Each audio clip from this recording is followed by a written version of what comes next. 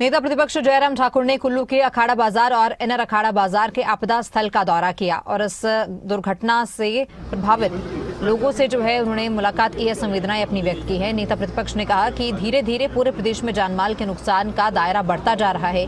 Monsoon लगभग अपनी समाप्ति पर है, लेकिन जाते जाते उसने कुल्लू को कभी न भरने वाले जख्म दिए हैं। चंबा और मंडी में भी त्रासदी से भारी नुकसान हुआ है। अपने कुल्लू दौरे के दौरान जयराम ठाकुर ने बाढ़ प्रभावितों से मिलकर उनका हालचाल जाना है।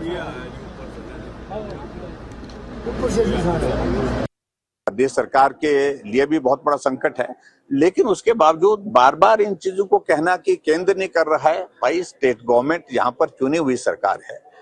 पहली प्राथमिकता, पहला उत्तरदायित्व तो अगर किसी का है तो वो प्रदेश सरकार का है। मैं उसमें कोई राजनीति करने की बात नहीं करूं, लेकिन मैं देखता हूं कि हर बार हर कांग्रेस का नेता, सरकार का नेता खड़ा होकर के एक ही बात एक सांस में बोलना शुरू कर देता है। केंद्र सरकार से जो मदद आई है, क्या आपने 2023 के बाद अभी तक उसका इस्तेमाल किया? और इस्तेमाल करके लोगों की जिंदगी को बचाने के लिए जो प्रयत्न जहां करने के थे, जो काम करने को थे, वो काम किए? ये एक बहुत बड़ा प्रश्न है।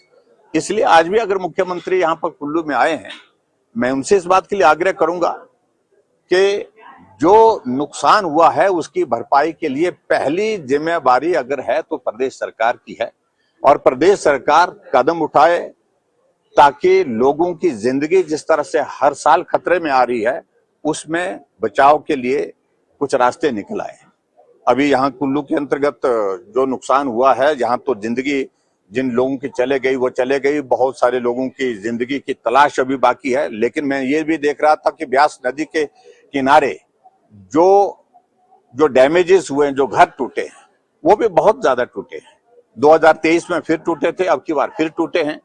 तो ऐसे में मेरा यही कहना है कि कुछ कदम उठाने की आवश्यकता है और प्रदेश सरकार को उस दिशा में प्रयत्न करना चाहिए।